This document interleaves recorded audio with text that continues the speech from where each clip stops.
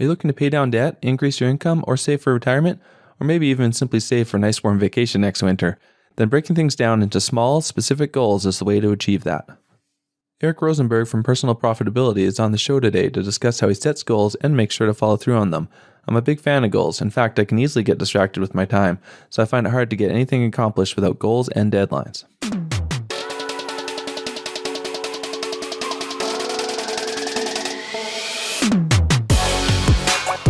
Welcome to the MapleMoney Show, the podcast that helps Canadians improve their personal finances to create lasting financial freedom.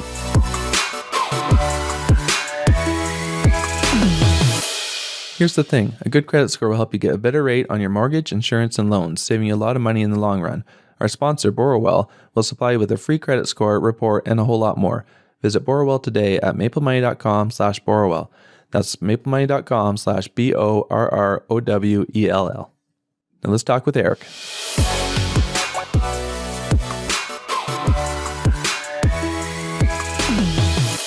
Hi, Eric. Welcome to the Maple Money Show. Thanks for having me. I'm excited to be here. Glad to have you on.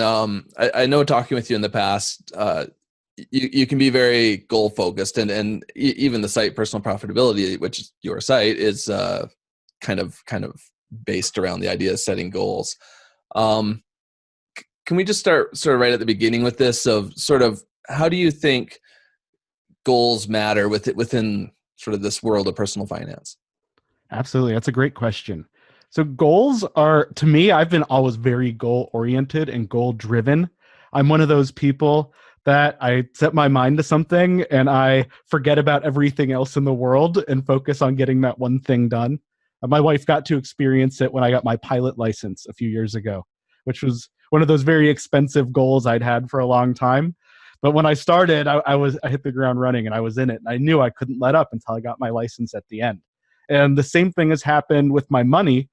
And to do that, it's easy to set these huge goals. You can think, I want to be a millionaire or a billionaire or whatever your huge goal is. But it's much better to break it down and chunk out your goals into attainable and realistic things you can do.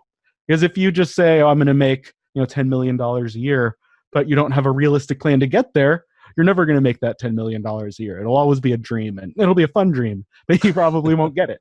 Whereas when you set, I like a SMART goals, if you're familiar with that term. Do you know that term, Tom? Are you familiar? So I always forget what the acronym stands for. I have it here, even though there's different versions of it. There's specific, measurable, achievable, at least in this case, realistic, and time-based.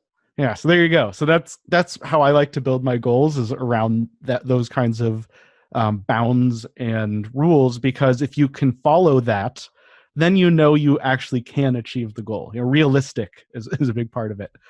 So like if you look back in my own finances, one of the early financial goals I had was to pay off a car loan. I didn't want a car loan, but I needed a car, and a car loan was what was going to get me there. Right after I started, I was at 2 months into my first job after college. My old Volvo station wagon broke down, and I had to get a new car. And I had a couple $1,000s for a down payment, but I was brand new into my career, so I couldn't just pay cash for the car. There was no way that was going to happen. So I had to get a loan. And while it had a reasonable interest rate and a 5-year term, I thought, well, I don't want to pay interest that I don't have to. So I set a goal to pay off my loan in half the time, and I did. I paid it off in just under 2.5 years, and I did that by following a certain set of steps that would allow me to reach that goal. Later on, about probably 3 years after, I was knee deep in my MBA program, where I racked up $40,000 in student loans, and I actually worked full time while going to school full time for the MBA, and not spending a lot of time with my girlfriend I had at the time. I just used the word time way too many times. But so I ended up with $40,000 in student loans at the end of the MBA program. And even before I graduated, I knew I didn't want to spend 10 years paying off my student loans, which is what's most common for a lot of Americans, is to have a 10-year payoff plan for federal student loans. And I thought, no, I don't want to pay this off in 10 years. I want to pay it off in half, if not less than that. I want to be debt-free as soon as I can. So again, I put some steps into play, things from automating my payments, making larger payments, every windfall dollar I got, things like a tax refund or a bonus at work or even a birthday present, would have gone right into my loans. And that is how I paid them off 2 years and 6 days after graduation, which I always get Nice. mad about that 6 days. If I'd had payday 1 week earlier, I could have said, I paid off my student loans in under 2 years. But no, that's 6 days. Oh yeah.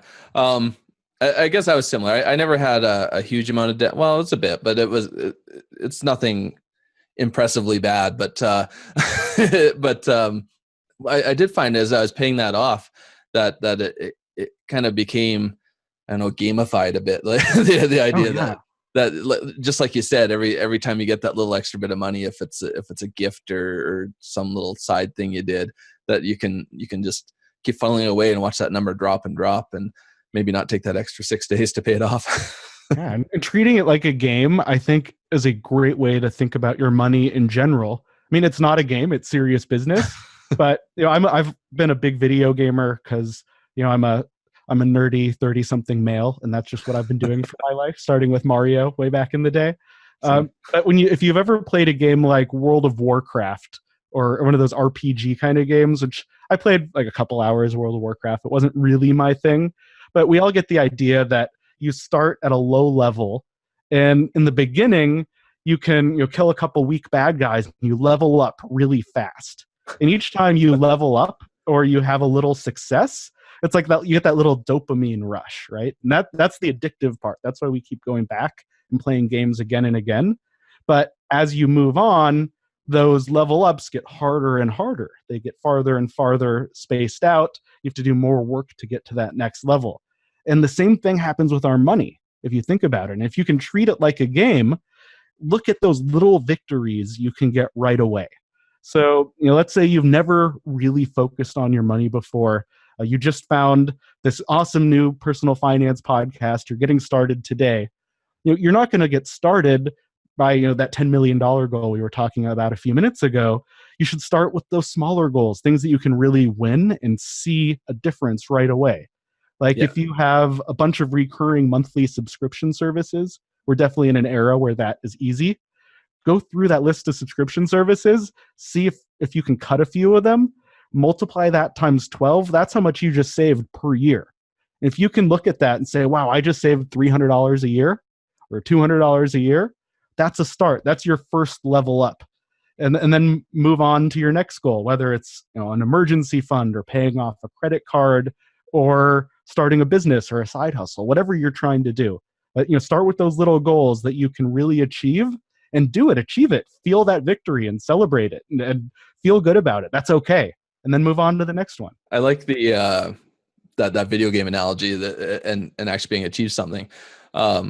Going back to the SMART goals, the two I actually like the most because of this is the measurable and the time based, because they both give you that finish line. Like if you can't say this is what I'm going to do and I'm going to do it by then, it's like, how do you know you fully have achieved that? Like if you want to save, say it's $50,000, then you need to know that amount, and you need to know that you want to do it by a certain time, and Exactly. crossing that, granted 50 is a lot, but it's still this idea that you're passing something and you can kind of get that win.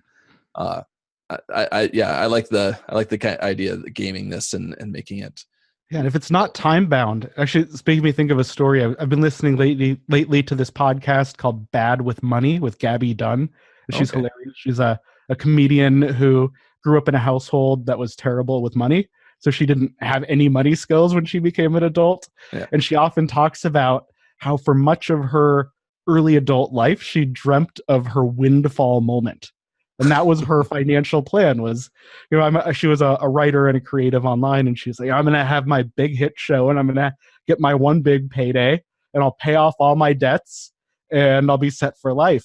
But we can't live with a windfall mentality like that. We need those time-bound goals. We can't say someday I'm going to strike it rich and my retirement's going to be set. No, we have to start today and take those little steps every day to reach those huge long-term goals. And part of having success there is you need that time bound.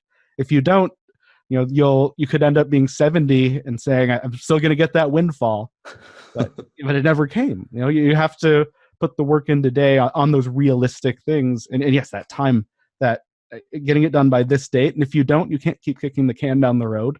Because I know myself, if I keep pushing a due date back on something, I'm probably never going to get it done.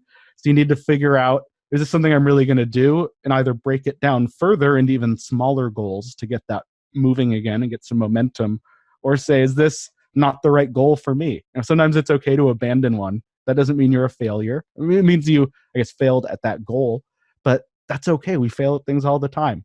It's okay to learn from it and pick a new smart goal and move forward. And this is my problem with New Year's resolutions. It's a little too easy to, like you said, keep kicking that can down the road. I agree. That's why I hate New Year's resolutions. Yeah, people set them just so they can break them, basically, and then probably pick the same ones next year. I'm a big fan of quarterly goals, so that it's not only can you expect a result a lot sooner, so that you can't just keep saying someday. You've got 12 months, you've got 3 months. If you go quarterly, maybe you do monthly goals, but you've got a shorter amount of time, so you're there's a little more pressure to actually accomplish it. But it also gives you that chance to, not in a lazy way, but to reset. So it's not just saying, well, I'm just going to do that goal over again next quarter, but you can still reset if maybe you were off on one of these smart points. Maybe you realized that it wasn't as realistic and achievable as you thought. So you can make that sort of that reset without saying, oh, well, I guess I'm done, I'll just wait till next year. Yeah, and that's okay. It's okay to have that reset. And actually, something I've talked about before that I enjoy, I actually call them right now resolutions, Okay. rather than even quarterly goals, because there are some things that you just have to have that right mental switch. You just have to feel it. Like, I was a nail biter, and I'm still kind of a nail biter. This is an example, for years and years and years. And I was always like, oh yeah, I should quit. Oh yeah, I should quit.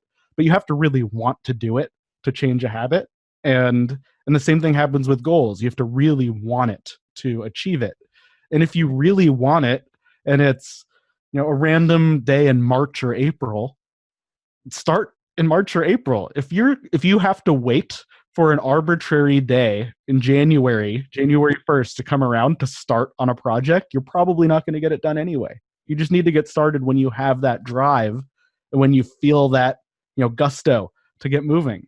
Yeah. So if you think right now is the time you want to get on the road to that debt payoff, or that savings plan, or putting money away for that big vacation you've always, that dream vacation from your bucket list or life list, whatever you want to call it, don't wait till January. Resolve right now and get started on it. Set that goal and put the pieces in place and start moving. I like the idea of right now, actually, because like you said, say it's January. Nobody's setting a resolution on January 1st because that's when the inspiration hit them. They're just doing it because the calendar's flipped over and they've decided that they have to make a resolution. At least with right now, they're doing something. Like say you wanted to spend less and eat healthier. You'd be much better off starting that in November before Christmas hits than you would be in January. You should start a new thing, Thanksgiving resolutions. Yes, exactly. When you see all your family in the fall, and that fall, I've been at home, the weather's not as nice, I've been eating comfort food, weights packed on. That's the moment to put the resolution into place. Don't wait till January, because if you do, you're probably just going to be eating a bunch more junk food until then. You're just going to make your job harder. Yeah, get ahead of the problem to reduce your spending and eat healthier in the fall. Actually, dieting and money are an amazing analogy in so many ways, because when we think about weight loss, I'm not a doctor, so I don't claim to be one, but I've read enough studies that I understand a few basic concepts. You could exercise, like let's say you want to lose weight. Everyone says diet and exercise, right? Yeah. So you could exercise, you could go to the local gym, get on the treadmill or an exercise bike, whatever your thing is, for 18 hours a day. But even at full, like hardcore workout mode in cold weather, you're not going to burn more than maybe what, 300 calories an hour. I mean, Yeah. top. So if you just go home and all you do is eat pizza and birthday cake and ice cream, it doesn't matter how many hours you exercise. So we have to look at, that's the output versus the input. Inputs are unlimited, outputs are limited. Like there's only so many hours and so many calories you can burn through exercise, whereas you can eat forever. So if you really want to change that, it's dieting, right? Same thing happens with your money. You can budget so much, that's your output. If you want to get rich, people say, well, you have two things you can do. You can make more or spend less. That's the equivalent of diet and exercise, right? Yeah. But the diet equivalent, the budget size, the side of the equation, you can only budget so much. Like you will need a place to live. Right before we started recording, we were joking about, we need things like shampoo and toothpaste and deodorant. We need to eat. We need basic clothes. And sure, you can skip going to the designer department store and go to the discount bin at a thrift shop instead. But there's a point you have to have clothes. There's certain minimum things. And that is the very minimum spending you can get. And if you hit your minimum and you're making $30,000 a year, you're still never going to get rich because of that input. It's just like the dieting thing. You have to focus on putting more dollars in because that can grow forever. There's no limit to how much money you can make, but there is a limit to how much you can stop spending. Yeah, exactly. There's a floor to that where there's no ceiling really on income. Still, a lot of people might feel that way, but there's certainly ways to make that happen. So if you want to make your life better, forget about exercise and budgeting. Just diet and make more money. Okay, it's not that simple. Exercise is good for your heart. Budgeting is important to make sure you don't go off the rails on your money. It is an important thing. But I would always start there. Budgeting is the fundamental, but you can earn forever. So that's also things when you think about your goals. Think about income goals, not just budgeting and saving goals. So while it might feel like it's more in your control on what you spend, which that is 100% in your control. You make the decision when you swipe your card or go to the store or shop online. Whereas someone else kind of influences how much you make, but you can always make more. You can always get a raise. You can always start a side hustle. You can always start a business. There are always opportunities to make more or less, no matter what. If you're a bright person and you have skills and you're willing to work, you can always make more money. There's always a way. For sure. So let's give people something they can work with here. Let's kind of work through some of the just example ideas that they could set for goals. So sort of within frugality to start, what are some ideas where people could kind of decide they're going to save money on certain expenses, or how they focus their spending? Yeah, that's a great one. So one place I would start, which I actually just went through this with a friend recently, about 2 months ago, I went on a retreat with one of my mastermind groups. We were all together in person for the first time, and one of them needed serious budgeting help. And we opened up his budgeting spreadsheet and his mint.com account and looked through all of his numbers. And things seemed pretty reasonable. But I said to him, so we looking at places to cut. One place I said, it seems like you're spending a lot on food. Like where's your food budget really going? And a lot of people, like me, think, oh, well, I have to eat. So that's a place you focus less on your budget because I have to eat anyway. But I said, if you think about which products you buy, maybe instead of buying the brand name, you buy a store brand for a certain product. Maybe you have a habit of eating really expensive macadamia nuts or something that you could trim off, or maybe you eat steak too much, which isn't that good for your heart anyway, or whatever. Maybe whatever you're doing, you're not going to cut your food spending to zero, but maybe you could set a 10% goal. Like I'll look at my budget. So you have to understand what you're spending first if you're going to set any kind of budget goal. So understand what your spending is and say, hey, could I trim 10% off that? If you spend $1,000 a month on food for your household, could you get by on 900? Probably. It's not going to be a huge life-changing difficulty. It'll take a little work, but you can do it. But times 12, that's $1,200 a year you just put back into your pocket. That can go towards another goal. Yeah, for sure. So those kinds of things are great, but I'm much more excited on budgeting on the big wins. So those are things like housing, your vehicle, transportation. cable bills, any recurring bill that's over $100 a month. Those are kind of the big wins. Those are the places you can really focus and make a huge difference to your money. Right, like right now in the United States, I just read a study that the average car payment is something like $700 a month. Oh, And wow. that's insane to me. That when there are 78% of the country is living paycheck to paycheck, and yet they can somehow afford these brand new, beautiful SUVs. And I'm driving a 11-year-old Corolla with no payment. So I paid off my car like we talked about at the beginning. I haven't had a car payment since. But if I actually did the math for an article a couple months ago, if you were to lease a car every 2 years versus buy a car and keep it 10 years on average, based on average buying and leasing costs today, over a 40-year career time period, you would save over $1 million by buying and paying off your car versus leasing every other year. Yeah, So I guess these are big wins. Your housing, that's a huge win. You're still putting money into say a car every month, but you're saving in advance instead of spending after, right?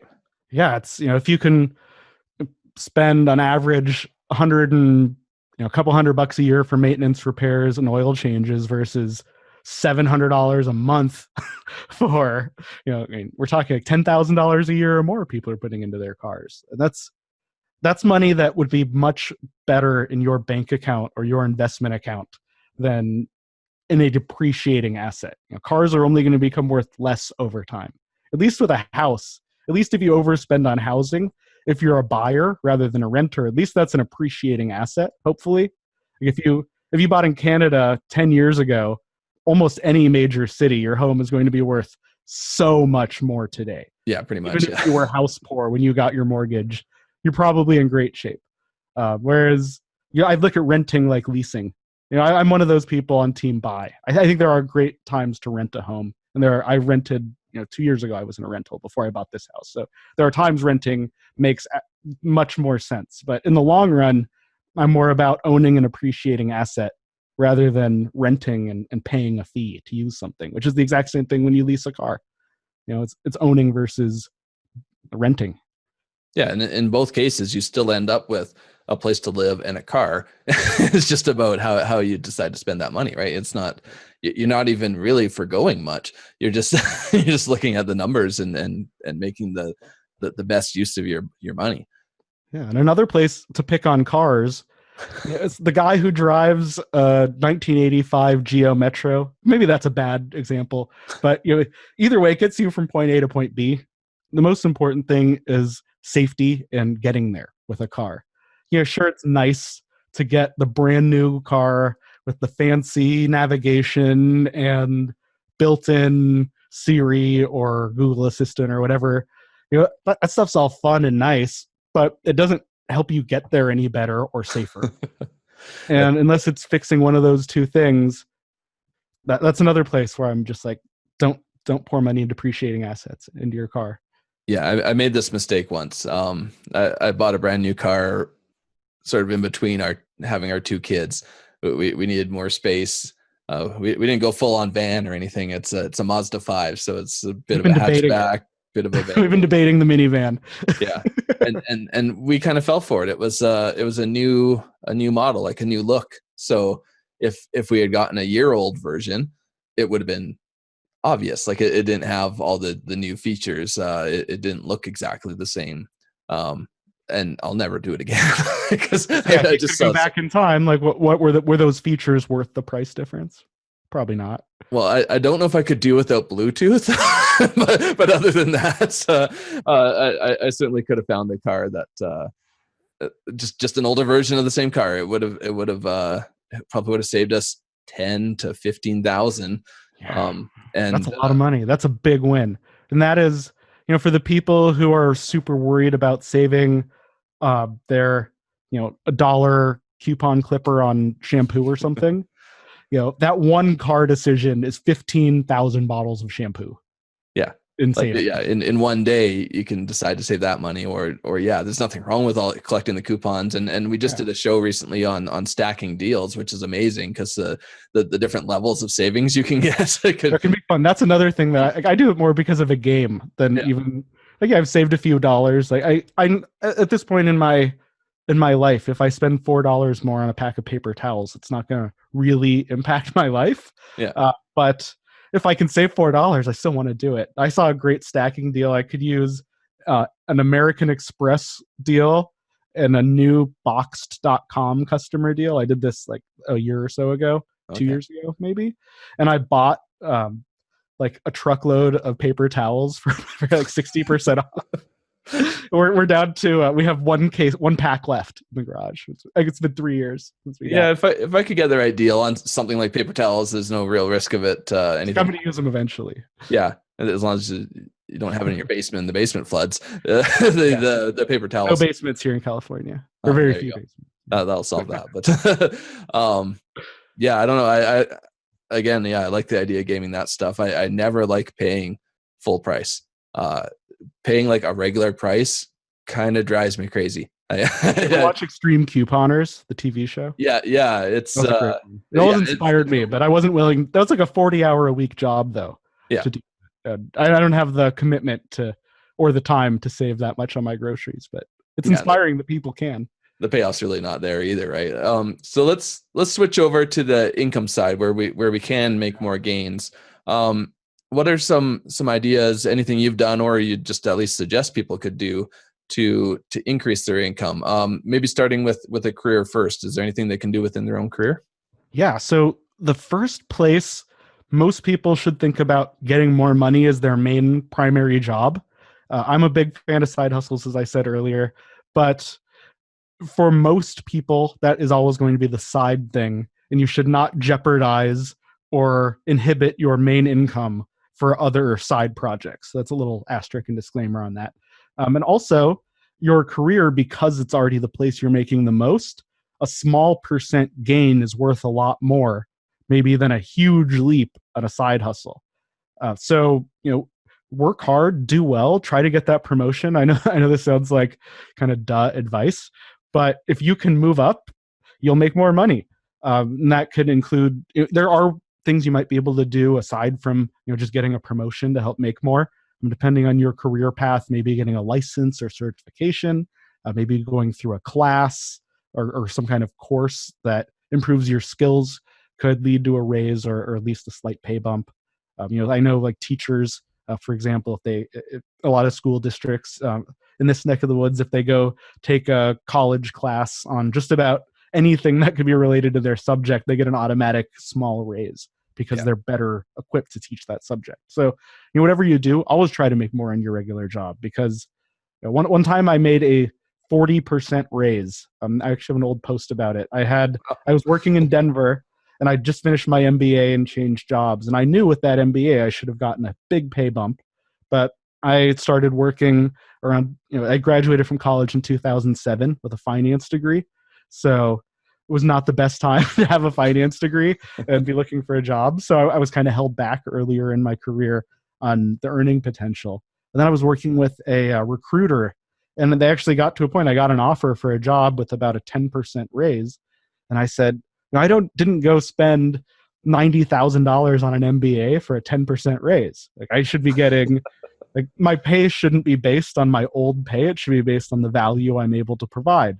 And if we have to keep using my old pay as a reference for what I should get paid, I'm not going to take it. And I ended up, I guess, I don't know if I probably made her mad. She made me really mad. That was the worst recruiter I've worked with. And she really pressured me to take a job that wasn't right for me, for my finances. And I was patient, and I ended up talking to another recruiter and found another job in Portland. So I had to move for it with a 40% raise. So that raise, if in my career, had I stayed in the corporate world over the next 30 years or something, compounding, would have been worth more than any side hustle most people could ever do. So don't discount your career, and definitely do what you can to make as much as you can there. But that said, I love side hustles, and I think they're amazing and wonderful, and I've had many of them. Some just fun ones just to shout out. I remember those "What Would Jesus Do" bracelets that were popular, like when I was in middle school. Yeah. I thought, I was in Denver, so I thought snowboarding, never eat yellow snow. Actually, back in that cabinet back there. I have a bag of like 300 leftover never eat yellow snow bracelets I didn't sell. I think that was my first real side hustle. I had a flash mob company where I planned flash mobs for fun and profit. So we did things like engagements and weddings and corporate events. But the one thing that really stuck and led to where I am now, and that's actually part of the same world where we connected, where we met through FinCon. That's a financial blogging and media conference. But I started this little personal finance blog it was a little over 10 years ago, right after I'd stopped a job, my first job working in a bank. And I was reading all these blogs by people who were in a ton of debt, and they were writing their story about getting out of debt. And I thought, well, geez, I've never been in debt. I have a finance degree. And a couple months ago, I was the guy approving mortgages and credit card applications. I should have a personal finance blog. And little did I know that side hustle would lead to freelance opportunities and connected me into the FinCon community, where I learned so much more about treating that little personal finance blog like a business rather than just a little hobby. And through, to make a very long story short, in April 2016, I had made enough money on the side that I was able to quit my job, sell my house, and move to one of the most expensive parts of the country with a 6-month-old daughter and a stay-at-home mom wife. So it was risky, but it worked out well. And now I've been full-time self-employed for coming on 3 years, and it started as a side hustle. And I know we could unpack that in like its own episode. A lot right there. But side hustles. There are so many opportunities. I actually have a list I'd love to share with you guys of 137 side hustle ideas at personalprofitability.com. Yeah, we'll link to it in the show notes for sure. There's so many things you can do. Like everyone has a skill you can monetize, whether it's making something to sell physically online, or maybe at a farmer's market, or maybe it's a service. For me, it's writing about finance. Maybe you can do graphic design or video editing, or there's so many things you can do, both with or without a computer. Handymanning, lawn care. There's so many things. Go make that money. the internet makes this so easy now too. Like it's available in Canada that you can drive for Uber. You can rent your car through Turo. You can walk dogs through Rover. There's almost literally like an app for every possible side hustle. So there's no shortage of options for people. You can sell stuff on Etsy if you're crafty. Exactly. Yeah. Yeah. There's just so many things you can do. So we kind of covered goals and given people some sparks of inspiration of how they could set these goals to both save money and make money. So I think this has been a great episode for people. Hopefully everyone finds it helpful and starts one of those immediate goals today. Can you let people know where they can find you online? Yeah, absolutely. The quickest way to find me in a blink is on Twitter at Eric Profits. But the best place to go is personalprofitability.com. That's where you can find the blog, podcast, and YouTube channel. Great. Thanks for being on the show. Thanks so much for having me. Thanks, Eric, for showing us how to use goals to help us with our personal finances. You can join his Personal Profitability Bootcamp at personalprofitability.com/bootcamp. And you can find show notes for this episode at MapleMoney.com/Eric Rosenberg, or go to MapleMoney.com/show for all the past episodes. Thanks to all of you who have joined the MapleMoney community on Facebook. I'd love to hear from you there. Feel free to ask a question or share a recent money win to encourage others. Head on over to MapleMoney.com/community and share with the group. Thanks as always for listening, and I'll see you next week.